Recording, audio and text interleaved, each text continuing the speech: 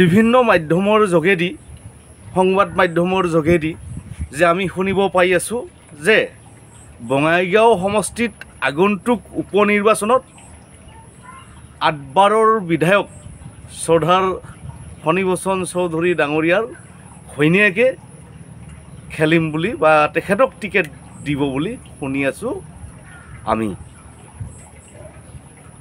ধন্যবাদ চৰ্দাৰ ফণীভূষণ চৌধুৰী ডাঙৰীয়া, আপুনি সহজ সৰল মানুহ, গাঁৱৰ মানুহৰ লগত মিলি থাকে আৰু সুন্দৰকৈ আপুনি এই যে শাসনভাৰ আপুনি ঘৰৰ মাজত ৰাখিবলৈ চেষ্টা কৰিছে।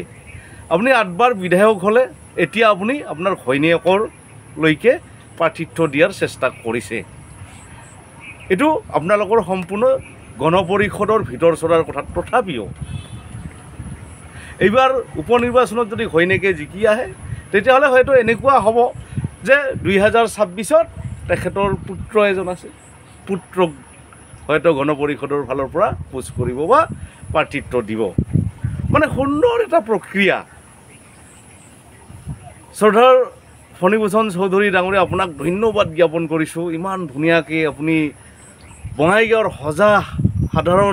সজা বুলি নকওঁ, সাধাৰণ মানুহক এনেকৈ মানুহৰ লগত এনেকৈ ধুনীয়াকৈ খেলি আপোনাৰ পিছত আপোনাৰ ঘৈণীয়েকৰ পিছত 2 দিন পিছত আপুনি পুত্ৰৰ কথা চিন্তা কৰিব যেন বঙাইগাঁৱত আৰু কোনো বিশেষ মানুহ নাই, কোনো যোগ্য থকা মানুহ নাই আপোনাৰ পৰিয়ালৰ বাদে। গতিকে বঙাইগাঁও সমষ্টিবাসী ৰাইজলৈও এটা ধন্যবাদ যে আপোনালোকে যদি আকৌ তেখেতৰ পৰিয়ালৰ মানুহ লৈ আহে।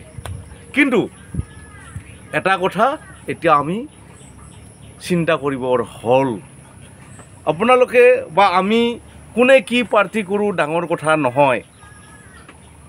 যদি এনেকাই হয় এখন পৰিয়ালতে সীমাবদ্ধ হয় তেতিয়াহ'লে প্ৰকৃত অৰ্থত প্ৰকৃত বুদ্ধি থকা মানুহ, আপোনাৰ যোগ্যতা থকা মানুহ আমি নাপাম।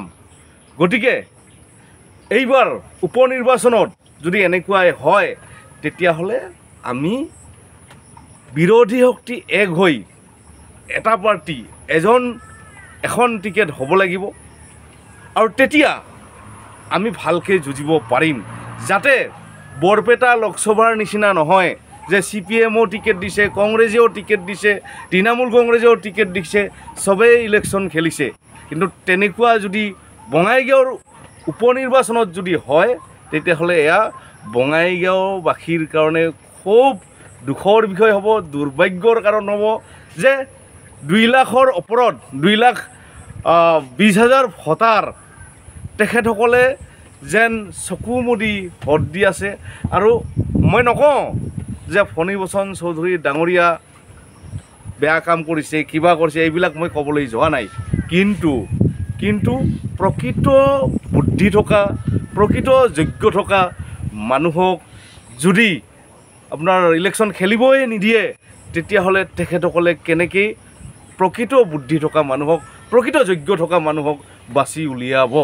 গতিকে বিভিন্ন দল সংগঠন আৰু ৰাজনৈতিক দল এতিয়া তীক্ষ্ণ দৃষ্টিৰে চাব লাগে।